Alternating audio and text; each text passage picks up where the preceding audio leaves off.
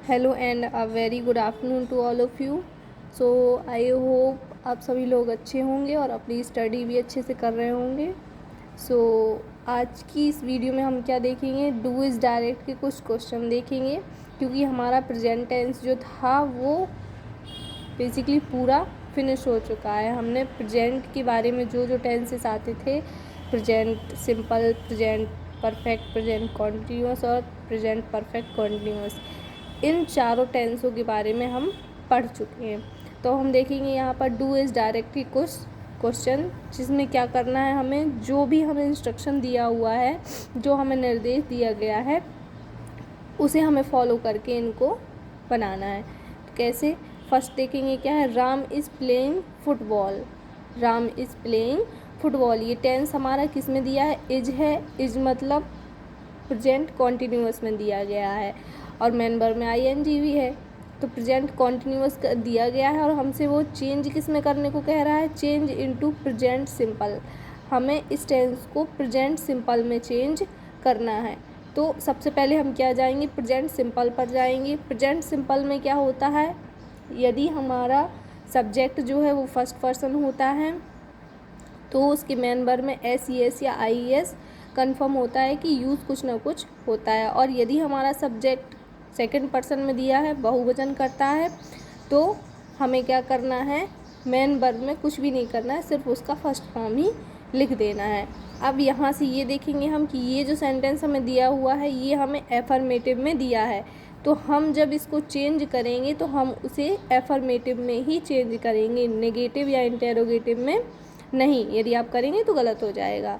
यदि हमें नेगेटिव में दिया है तो हमें नेगेटिव में ही चेंज करना है, यदि हमें एफर्मेटिव दिया है तो हमें एफर्मेटिव में ही चेंज करना है। बस हमें टेंस बस बदल देनी है, उसकी हेल्पिंग वर्ब और मेन वर्ब। सो स्टार्ट करते हैं, देखेंगे कैसे बनाएंगे इसको। प्रेजेंट सिंपल में सबसे पहले हमारा क्या आएगा, एफर्मेटिव है, तो एफर्मेटिव में सबसे पहले सब्जेक्ट ही आता है। तो सब्जेक्ट हमारा राम है, तो सब्जेक्ट राम ही रहेगा।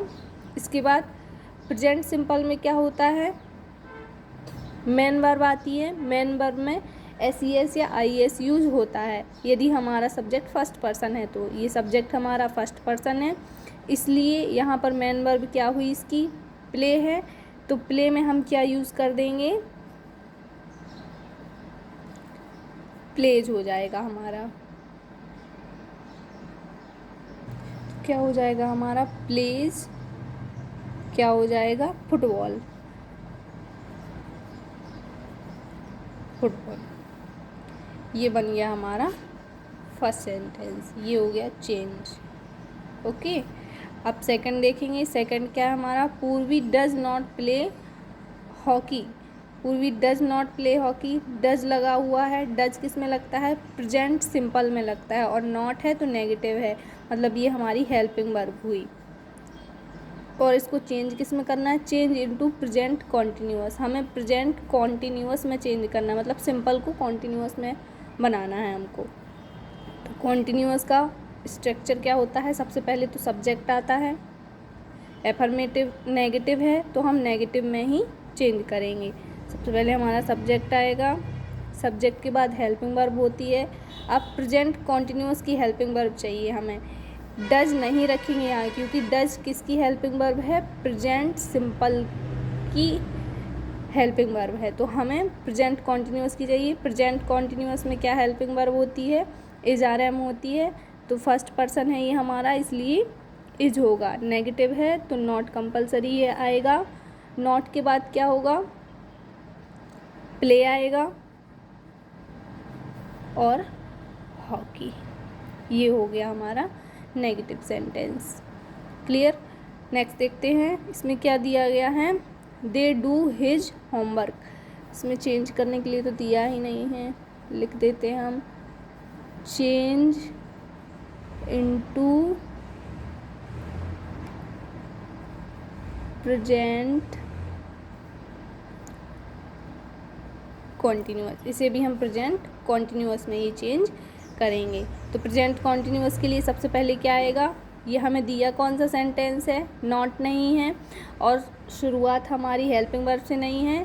तो क्लियर हुआ ये यहाँ से कि हमारा ये सिंपल मतलब एफर्मेटिव सेंटेंस दिया गया है तो हम एफर्मेटिव में ही चेंज करेंगे। उसके लिए सबसे पहले आएगा हमारा सब्जेक्ट, दे आया सब्जेक्ट। अब सब्जेक्ट यदि हमारा दे है तो हम हेल्पिंग वर्ब क्या रखेंगे, प्रेजेंट कॉन्टिन्यूअस की आर होगी, दे आर। इसके बाद क्या आएगी हमारी मेन वर्ब आएगी।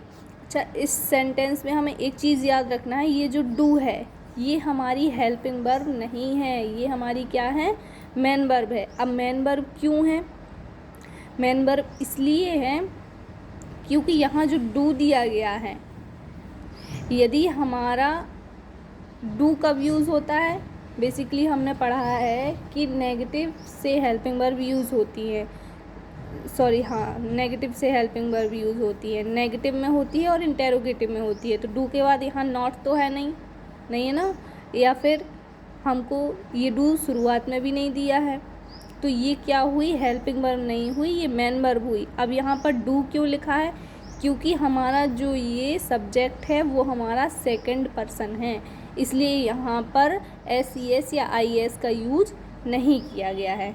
क्लियर, आई होप आपको क्लियर हो गया होगा, और यदि जिसे क्लियर ना हुआ हो तो कमेंट बॉक्स में बताइएगा। तो दे आर, फिर इसके बाद हम क्या लिखेंगे, हेल्पिंग वर्ब हो गई हमारी, मेन वर्ब आएगी, मेन वर्ब यहाँ पे क्या हुई हमारी, डू, डू हिज, डू में क्या लग जाएगा हमारा, ING यूज हो जाएगा क्योंकि हम कॉन्टिन्यूअस पढ़ रहे हैं, हिज होमवर्क। ये हो गया हमारा प्रेजेंट कॉन्टिन्यूअस का चेंज। सो ये हमने 3 डू इज़ डायरेक्ट के कुछ एग्जांपल्स देखे जिन्हें हमें चेंज करना था। सो ये रहे आपके पास डू इज़ डायरेक्टेड के कुछ क्वेश्चन जो आपको सॉल्व करने हैं। ओके, सो आप इस वीडियो को पॉज कीजिए और ये जो सेंटेंस दिए हैं इनको इंस्ट्रक्शन के हिसाब से आप इन्हें ट्रांसलेट कीजिए, और जिसे भी जहाँ भी प्रॉब्लम आए कमेंट बॉक्स में ज़रूर बताइए। और यदि ये वीडियो पसंद आया हो तो लाइक एंड शेयर करना ना भूलें। Thanks for watching.